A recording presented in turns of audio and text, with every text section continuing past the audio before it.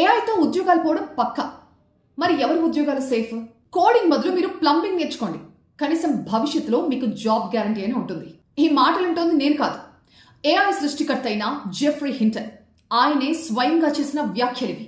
Jeffrey Hinton ని father of AI అంటారు. రానున్న రోజుల్లో మానవాళికి వాతావరణ మార్పుల కంటే కూడా ఈ ఆర్టిఫిషియల్ ఇంటెలిజెన్స్ కారణంగానే పెనుముప్పు పొంచి ఉంది అని ఆయన చేసిన వ్యాఖ్యలు ఇప్పుడు సంచలనంగా మారాయి. అంతేకాదు, తన జీవితంలో తాను చేసిన కొంత పనికి ఇప్పుడు పశ్చాత్తాపడుతున్నానని చెప్పారు జెఫ్రీ. రాబోయే రోజుల్లో ఈ వైట్ కాలర్ జాబ్స్ అన్ని కూడా నెమ్మదిగా ఏఐతో రీప్లేస్ చేసేస్తారు. ఇది మీరందరూ ఒప్పుకోలేని ఒక కఠిన నిజమన్నారు జెఫ్రీ.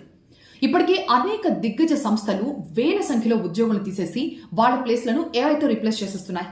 అండ్ కొన్ని సంస్థల్లో మనుషులకి అసిస్టెంట్లుగా ఏఐలు పనిచేస్తున్నాయి. దీని కారణంగా 10 మంది చేయాల్సిన పని ఒక్కరితోనే అయిపోతోంది. న్యాయ సేవల నుంచి కాల్ సెంటర్ జాబ్స్ వరకు ఫ్యూచర్ లో అనేక ఉద్యోగాలు మాయం కాబోతున్నాయి.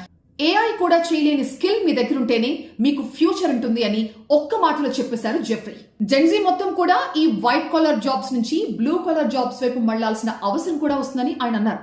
అందుకే చెప్పారు, మీరు కోడింగ్ బదులు ప్లంబింగ్ నేర్చుకోండి అని. వైట్ కాలర్ జాబ్స్ గురించి మనకు తెలుసు. మరి ఈ బ్లూ కాలర్ జాబ్స్ ఏంటి? శారీరక శ్రమతో కూడిన పనులనే బ్లూ కాలర్ జాబ్స్ అంటారు.